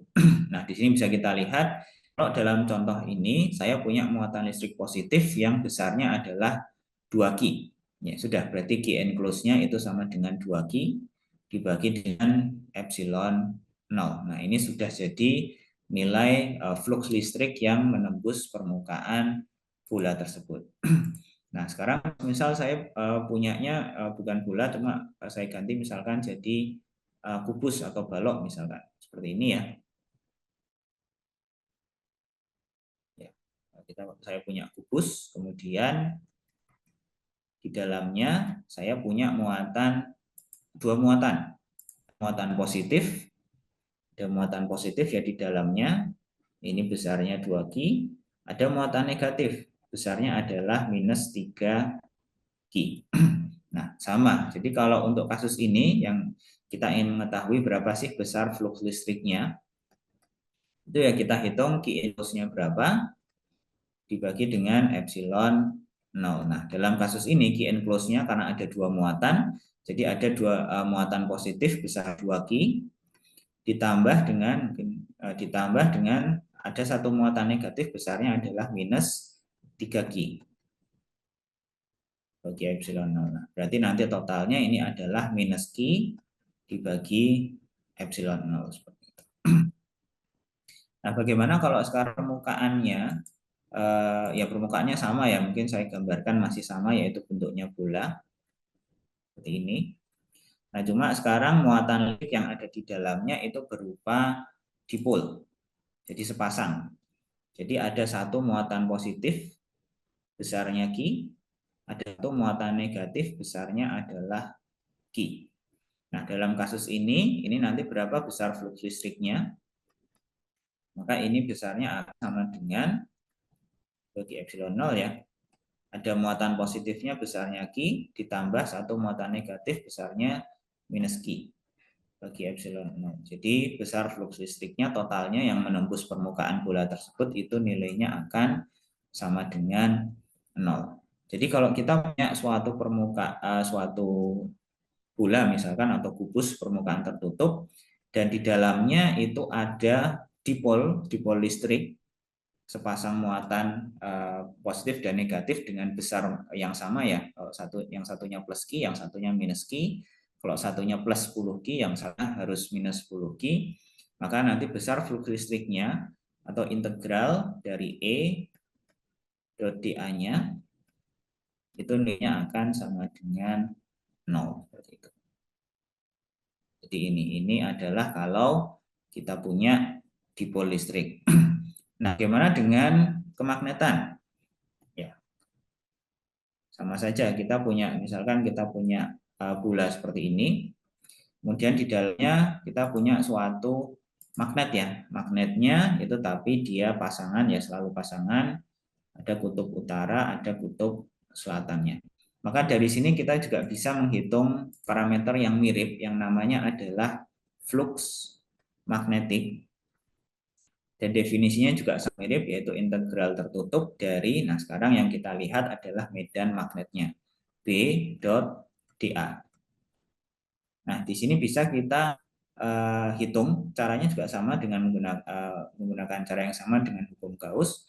Itu kita seperti punya berapa sih Q enclose-nya, kemudian dibagi dengan epsilon 0. Jadi bisa Anda bayangkan kutub utara itu ya seperti muatan positif, kutub selatan itu seperti muatan negatif. Nah, karena magnetik itu selalu bersifat dipol, maka ya nanti karena ada kutub utara dan kutub selatan, maka ya dalam tanda kutip Q enclose-nya itu akan selalu bernilai 0. Nah, jadi akibatnya apa? Akibatnya ya adalah flux magnetik yang menembus suatu permukaan tertutup itu nilainya akan selalu sama dengan 0 seperti ini. Nah, inilah yang disebut sebagai hukum Gauss untuk magnetan. Gauss law for magnetism. Ya, seperti ini. Jadi ini tadi ya seperti yang saya sampaikan, esensinya adalah menunjukkan bahwa kalau suatu dipol magnetik ya, sumber dipol magnet atau kutub magnet lah, itu selalu muncul dalam bentuk dipol, pasangan utara dan selatan, bukan hanya utara saja atau selatan saja. Nah, sebetulnya itu esensi utama dari hukum Gauss untuk kemagnetan. Mungkin kalau Anda lihat bentuk persamaan matematisnya memang ya agak intimidating ya. Cuma sebetulnya inti utamanya yang ingin disampaikan dari persamaan itu adalah tadi kalau dipol magnetik itu selalu muncul dalam suatu bentuk pasangan kutub utara dan kutub selatan. Tapi kalau untuk listrik, nah seperti tadi ya flux listriknya ya itu tidak mesti, tergantung nanti bisa nilainya 0 kalau memang di dalamnya ada dipol listrik.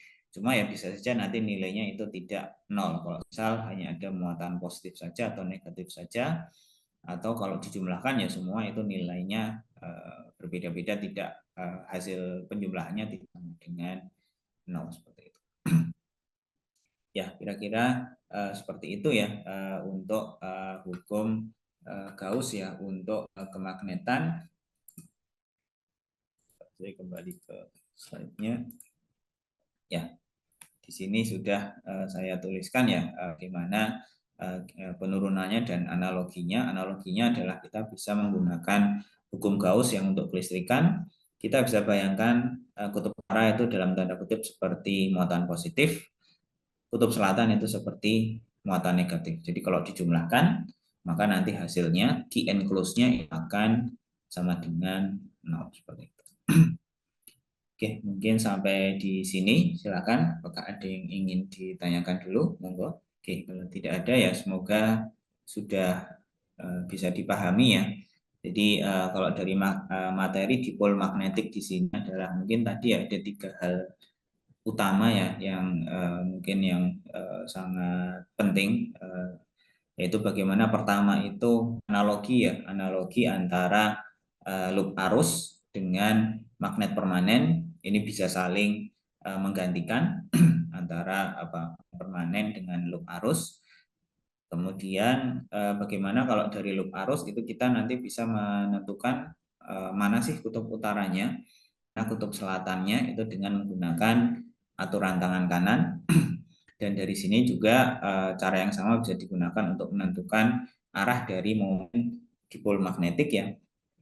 Kemudian yang ketiga yang cukup penting juga dari bab mengenai dipol magnetik itu adalah ya dipol magnetik itu selalu muncul dalam bentuk pasangan kutub utara dan kutub selatan. Tidak mungkin hanya berdiri sendiri, hanya kutub utara saja atau hanya kutub selatan saja. Dan sifat ini atau karakteristik ini secara matematis itu dituangkan dalam hukum yang disebut sebagai hukum Gauss untuk kemagnetan. Ya, formulasinya seperti ini.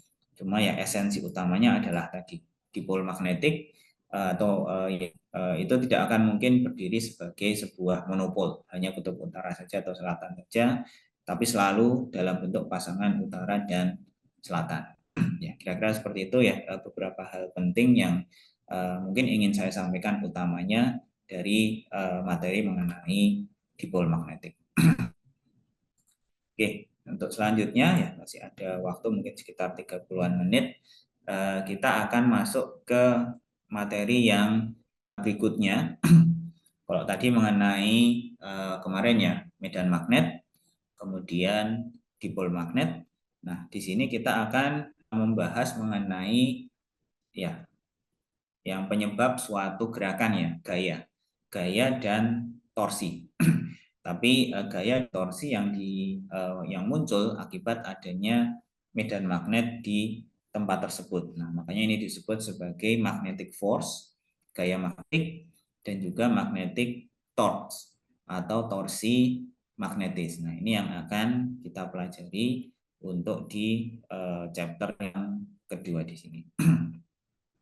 Ya, jadi nanti ada 3 subbabnya, gaya magnetik, kemudian torsi magnetik, kemudian nanti yang terakhir itu kita akan mempelajari hukum yang nomor, ya saya sebutnya biasanya 2,5 karena nanti ada pelengkapnya, itu namanya adalah hukum Ampere. Ini juga salah satu dari 4 persamaan Maxwell ya.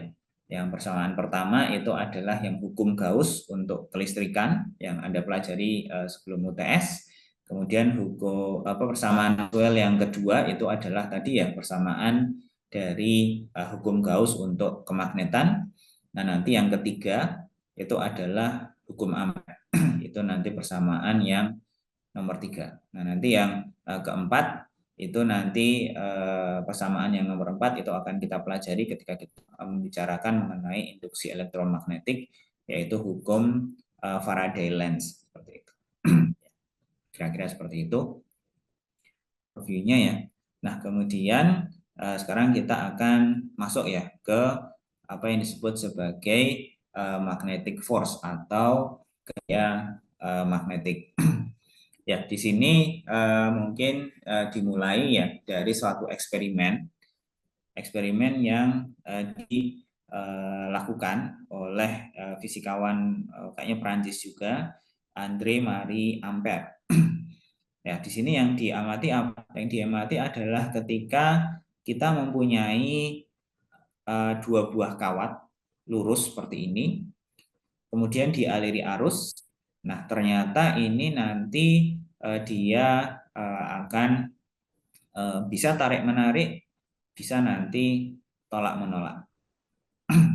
Nah, seperti apa? Ternyata nanti akan tergantung pada arah aliran arusnya. Jadi kalau semisal arah aliran arus ini sama-sama ke kanan atau sama-sama ke kiri, maka hasil yang bisa diamati adalah nanti ini akan saling kalau searah ya, ini akan saling tarik menarik. Kalau di sini nanti berlawanan arah, maka ini akan saling tolak menolak gitu. Nah, jadi ini adalah hasil eksperimen yang dihasilkan oleh Andre Mariam. Hasil pengamatannya adalah seperti itu. Nah, kemudian kita bisa mengamati dulu ya, kita bisa mengamati dari ada eksperimen yang lain sih sebetulnya.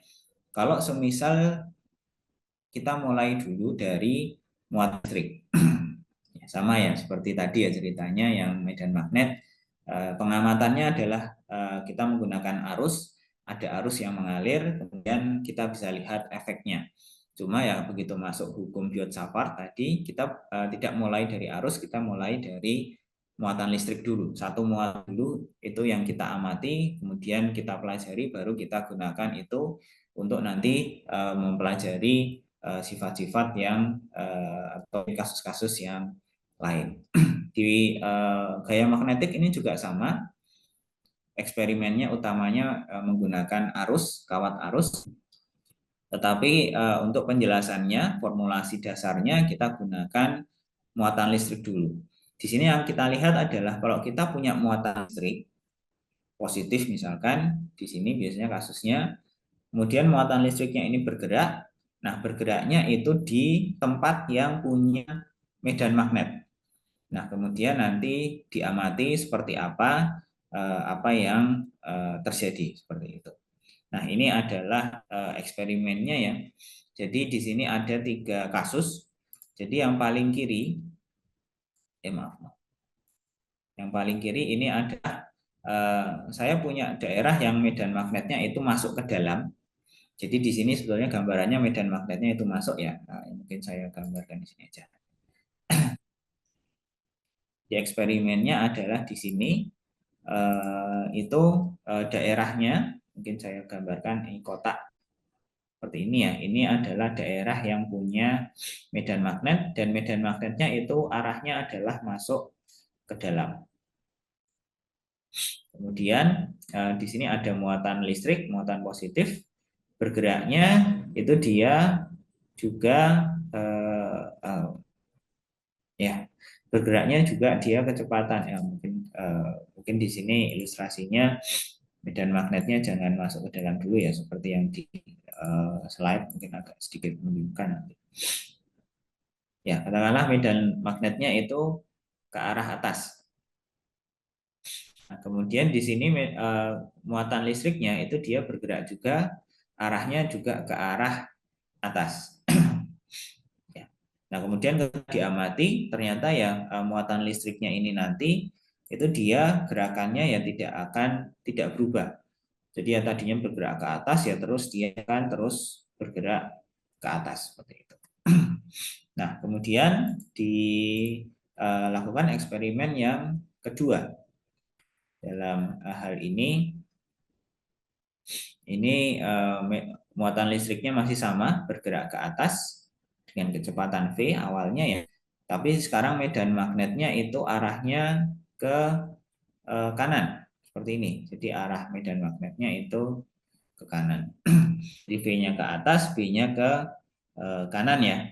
Nah, ternyata yang terjadi adalah kalau yang tadi sebelumnya itu muatan listriknya tetap lurus, tidak kemudian berubah arah.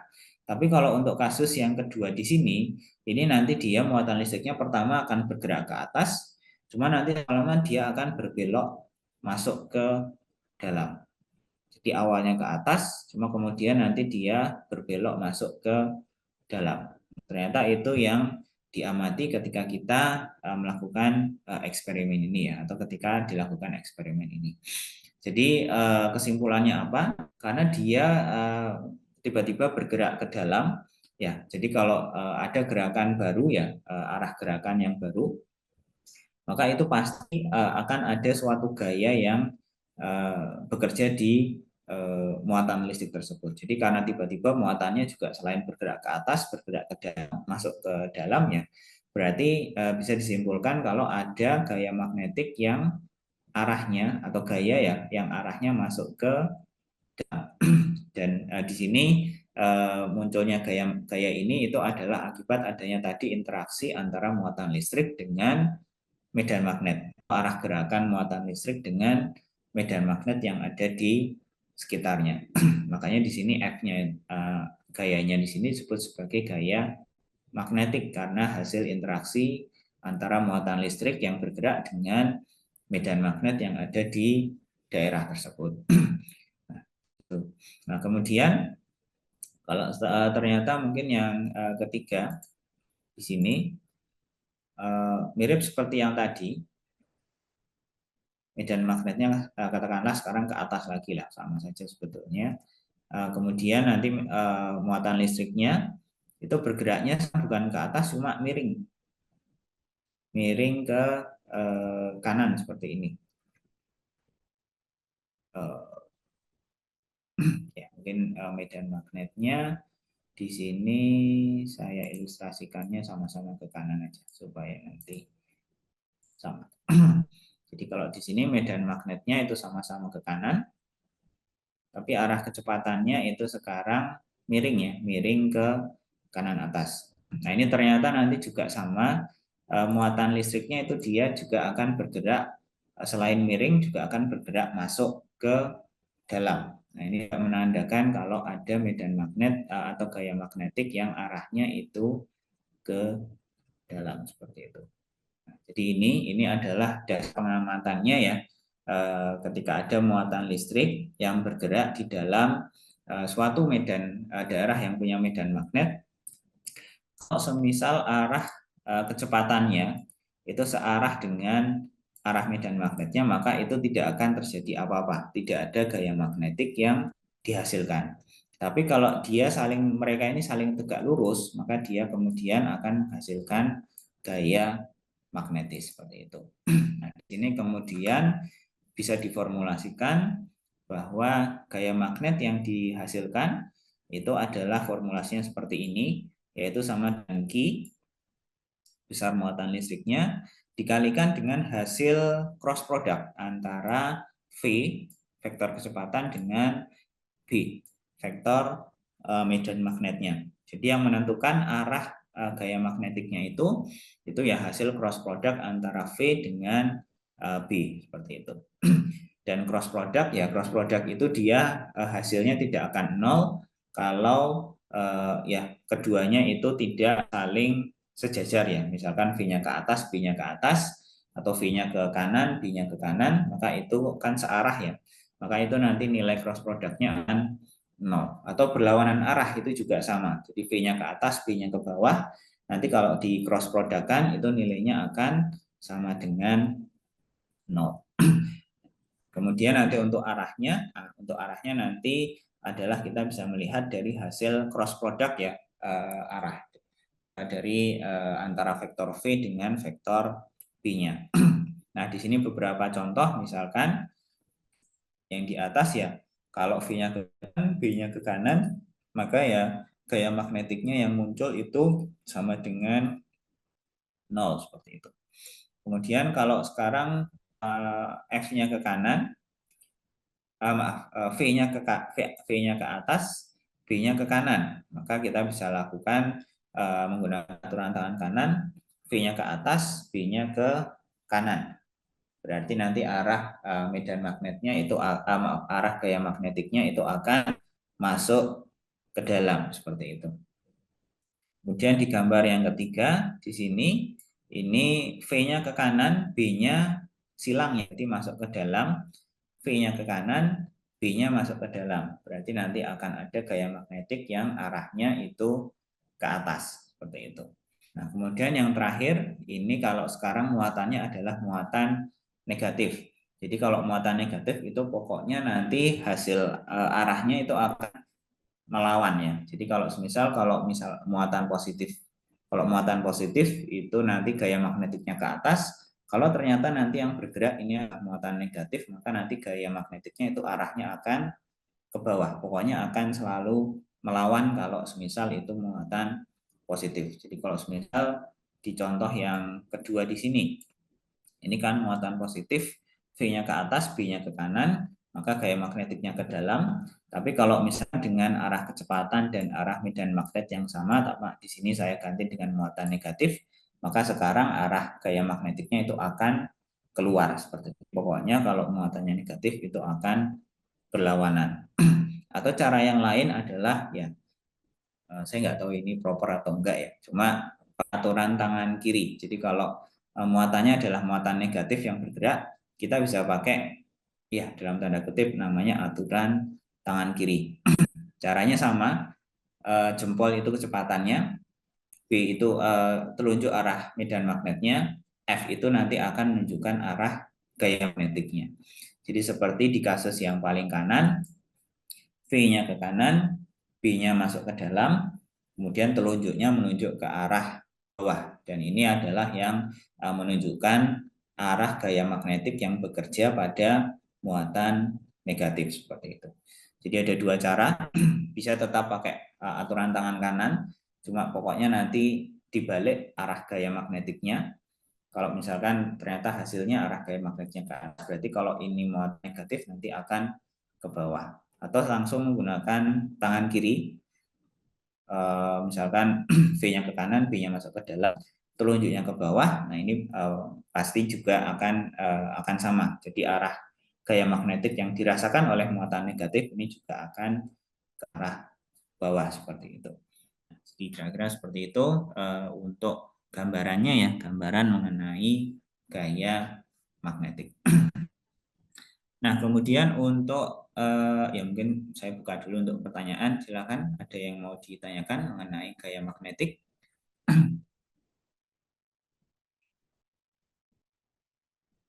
Ini sudah cukup banyak yang paham ya mengenai gaya magnetik. Nah, kemudian untuk strukturnya ya, struktur persamaannya, ini kalau saya breakdown itu ya sama sama dengan atau mirip ya dengan gaya listrik.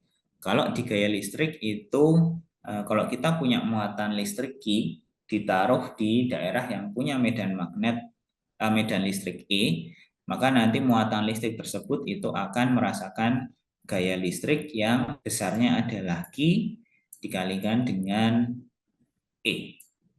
Dan arahnya nanti akan searah dengan arah medan listriknya. Kalau arah medan listriknya ke kanan, maka gaya listriknya akan langsung arahnya juga ke kanan kalau muatannya positif. Kalau ke atas ya arah listriknya nanti akan ke atas. Kalau muatannya negatif akan melawan. Kalau medan listriknya ke atas, maka nanti gaya listriknya akan ke bawah. Seperti itu ya. Itu yang sudah saya yakin sudah bisa Anda pahami yang mengenai gaya listrik. Kalau di gaya magnet ini kalau kita lihat itu mirip. Ada Q dikalikan dengan sesuatu. Nah, sesuatunya ini saya sebut sebagai force origin ya atau asal dari gaya tersebut. Kalau di gaya listrik ya karena adanya medan magnet, maaf medan listrik. Kalau di gaya magnetik itu akibat adanya ini. Ada kecepatan muatan listriknya bergerak, ada vektor medan magnetnya. Dan arah gayanya nanti itu akan tergantung pada hasil cross product antara V dengan B. Tapi kalau di medan listrik, gaya listrik itu hanya ditentukan oleh arah medan listriknya aja. Nah, itu akan langsung menunjukkan kemana arah gaya listriknya seperti itu. Ya, jadi ini ya ini persamaan kedua yang saya tentukan antara kelistrikan dengan kemagnetan itu sangat mirip strukturnya. Ya, tetapi yang memang secara parameter itu tidak bisa 100% sama ya. Ini kan menjelaskan dua hal yang berbeda. Cuma kalau secara struktur itu sangat mirip antara keduanya di sini. Ya, kemudian di sini juga sama, di sini bisa kita amati lagi ya hal yang sama. Kalau tadi di medan magnet itu kalau ada muatan listriknya harus bergerak supaya nanti dia menghasilkan medan magnet. Sedangkan kalau di medan listrik, ya selama ada muatan listrik, maka itu akan otomatis langsung menghasilkan medan listrik. Di gaya magnetik ini juga sama persis. Jadi kalau di gaya listrik, ya pokoknya kalau ada muatan listrik, diam atau tidak berada di daerah yang punya medan listrik, maka nanti dia akan merasakan gaya listrik. Tapi kalau di gaya magnet, syarat utamanya adalah walaupun dia berada di daerah yang punya medan magnet, tetapi muatan listriknya tersebut itu harus bergerak. Kalau tidak bergerak itu sudah dipastikan tidak akan ada gaya magnetik yang dihasilkan atau yang dirasakan karena V-nya itu sudah langsung nilainya sama dengan 0 seperti itu. Jadi ini sama ya prinsipnya. Jadi pokoknya kalau di gejala kemagnetan itu muatan listriknya itu harus bergerak dulu, nanti baru dia ya seperti tadi dia bisa menghasilkan medan magnet atau dia dalam kasus ini itu bisa merasakan atau ada gaya magnetik yang bekerja di muatan tersebut. Ya, seperti itu ya. Itu adalah konsep ya, konsep dasar dari gaya magnetis seperti itu. Nah, kemudian sekarang kita akan gunakan ini ya, kita akan ya ini mungkin besok lagi aja. Mungkin saya lanjutkan dulu aja. Nanti kemudian di akhir dari subbab yang ini ya kayaknya nanti. Dan nanti akan saya kembali lagi ke penjelasan ya mengenai ini. Kenapa kok kalau arusnya searah itu saling tarik menarik, kalau berlawanan arah nanti tolak menolak. Oke, mungkin saya akan lanjutkan dulu. Mungkin ini yang terakhir ya mengenai siklotron. Jadi tadi ya kita sudah bisa memahami bahwa kalau ada muatan listrik yang bergerak di daerah yang punya medan magnet, maka nanti dia akan merasakan apa yang disebut sebagai gaya magnetis. Nah, ini kalau kita lihat semisal seperti ini ya. Mungkin kasusnya seperti ini. Saya punya daerah yang punya medan magnet yang uniform. Jadi medan magnetnya itu sama, arahnya katakanlah adalah ke dalam ya, medan magnetnya arahnya masuk ke dalam B. Kemudian di sini saya punya muatan positif, awalnya dia bergerak ke atas dengan kecepatan V misalkan. Nah dari sini kemudian nanti akan ada gaya magnetik yang arahnya adalah ya, V-nya ke atas, B-nya masuk ke dalam, berarti nanti arah gaya magnetiknya adalah ke arah kiri seperti itu. Jadi ini akan muncul gaya magnetik arahnya ke kiri. Kemudian karena ada gaya yang menarik ke arah kiri, maka nanti yang terjadi adalah muatan listriknya besar kotaknya. Saya perbesar dulu kotaknya.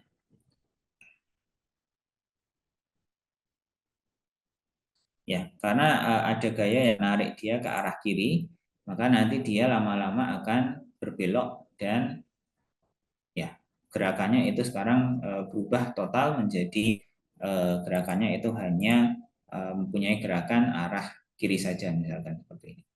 Jadi sekarang V-nya ke kiri, kemudian B-nya ke dalam, V-nya ke kiri, B-nya ke dalam. Jadi sekarang gaya magnetiknya itu akan menarik dia ke bawah.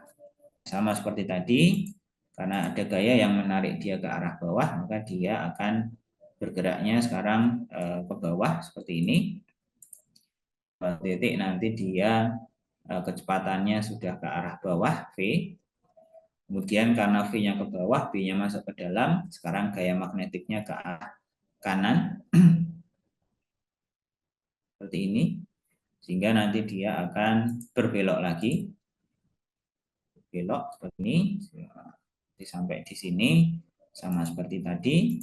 Sekarang kecepatannya itu hanya punya satu komponen, hanya ke arah kanan saja. V-nya ke kanan, B-nya masuk ke dalam, F-nya ke atas. Sehingga nanti dia akan berputar lagi ya, akan belok, kemudian nanti akan kembali ke titik semula seperti itu. Nah, jadi seperti ini ya. Jadi bisa dilihat pokoknya karena V dengan B itu selama V dengan B saling tegak lurus, maka nanti gaya magnetiknya itu juga akan tegak lurus dengan arah kecepatannya. Jadi V-nya ke atas, F-nya ke kiri. V-nya ke kiri, F-nya ke bawah. V-nya ke bawah, F-nya ke kanan. Kemudian terakhir V-nya ke kanan, F-nya ke atas. Jadi antara kecepatan gerak muatan listriknya dengan gaya magnetik yang dihasilkan itu selalu tegak lurus.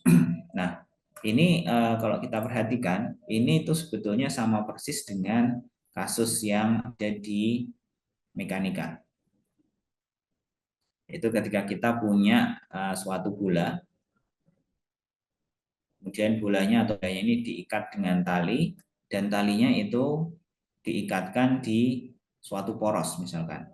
Maka nanti kalau ini awalnya misalkan bendanya kita dorong ke atas dengan kecepatan V, maka yang terjadi adalah nanti bolanya atau bendanya ini dia akan gerak melingkar. Gerakannya adalah akan mengikuti ya talinya tersebut ya, karena talinya kan panjangnya tidak bisa berubah, maka nanti dia akan bergerak, lintasannya adalah lintasan lingkarannya. Dan kalau kita perhatikan bolanya ini atau bendanya ini akan selalu ditarik dengan oleh talinya ini ya, dan arah tarikan talinya ini akan selalu tegak lurus dengan arah kecepatannya. Kalau posisinya sedang di atas seperti ini, maka nanti V-nya ke kiri ya, maka nanti akan ada gaya tali yang menarik dia ke bawah. Nanti kalau sudah sampai di sini bendanya atau bolanya dia bergeraknya ke bawah, maka nanti akan ada tali gaya tali yang menariknya ke kanan. Kalau misalkan nanti sudah sampai di bawah di sini V-nya ke kanan, maka talinya itu dia akan menarik masuk ke dalam, dan semuanya ini gaya F-nya, gaya tarikan talinya itu dia konstan seperti itu. Nah, jadi seperti ini bisa kita lihat. Jadi antara tingkah laku dari muatan listrik yang bergerak di daerah yang punya medan magnet dengan benda yang diikat dengan tali kemudian diputar itu sama. Antara arah kecepatannya dengan arah gaya yang gaya tariknya itu selalu tegak lurus. Nah, makanya kalau semisal kita punya muatan listrik yang masuk ke daerah medan magnet yang besar, medan magnetnya uniform, maka dia akan membentuk nanti lintasannya adalah lintasan lingkaran seperti itu. Nah, jadi kira-kira seperti ini ya gambarannya. Kenapa kok kalau di slide ini digambarkannya lintasannya nanti lintasannya lingkaran, ya karena memang seperti itu, karena kasus ini itu sama saja atau analogi dengan kasus ketika kita punya benda kemudian diikatkan dengan tali kemudian diputar, maka nanti dia akan membentuk lintasannya adalah berbentuk lingkaran seperti itu. Nah, jadi inilah ini yang disebut sebagai siklotron. Jadi kita bisa membuat muatan listriknya itu berputar dan berputarnya dengan kecepatan yang konstan. Nah, pertanyaannya adalah kemudian nanti berapa jari-jarinya. Nah, ini yang biasanya nanti jadi satu hal yang diinginkan ya, ingin diketahui adalah berapa sih nanti jari-jari lingkaran atau lintasan dari muatan listrik tadi yang dia bergerak ini. Misalkan dia ke sana dengan kecepatan V, ini nanti pos lingkarannya seperti itu ya. Ini medan magnetnya B masuk ke dalam. Ini nanti jari-jari lingkarannya adalah R siklotron. Kemudian ada gaya magnetik F yang arahnya itu ya menuju ke pusat lingkarannya. Jadi V-nya ke miring, B-nya ke dalam, F-nya nanti akan masuk ke dalam. Nah, berapa besar F-nya? F-nya itu akan adalah sama dengan kalau kita cuma ya kalau overall-nya adalah Q, V, cross B. Nah, tapi karena V dengan B itu saling tegak lurus, ya kalau kita ingin tahu berapa sih besar gaya magnetiknya itu ya hanya kita perlu tahu berapa Q-nya, berapa besar V-nya, kemudian berapa besar dari B-nya, kemudian berapa sudut yang dibentuk, sinus dari sudut yang dibentuk antara vektor V dengan vektor B. Tapi karena vektor V-nya ke kiri atas, B-nya masuk ke dalam ya, B-nya masuk ke dalam, jadinya ini sudut tetanya itu akan sama dengan 90 derajat sehingga sinusnya, sin tetanya sama dengan 1. Jadi gaya magnetiknya yang bekerja, F-nya, besarnya, itu ya tinggal Q dikalikan V kalikan dengan B. Nah, jadi di sini sekarang kita sudah tahu gayanya. Nah, sekarang kita bisa gunakan hukum Newton ya. Sigma F sama dengan M dikalikan dengan A. Tapi karena ini geraknya adalah gerak lingkar, maka nanti percepatannya A-nya adalah percepatan yang disebut sebagai percepatan sentripetal. Nah, F-nya sama dengan tadi kita sudah hitung, Q kalikan V kalikan B sama dengan M dikalikan dengan percepatan sentripetal. Nah, itu nilainya akan sama dengan kecepatan kuadrat bagi dengan jari-jarinya. Seperti itu. Nah, dari sini kemudian nanti bisa kita hitung bahwa jari-jarinya akan sama dengan M kalikan V dibagi Q kalikan dengan B. Nah, jadi ini adalah jari-jari ya atau jari lingkaran dari lintasan yang akan ditempuh oleh muatan listrik yang dia bergerak di daerah yang punya medan listrik yang medan magnet yang uniform seperti itu. Nah, jadi itu asalnya dari persamaan yang ada di slide. Kira-kira penjelasannya adalah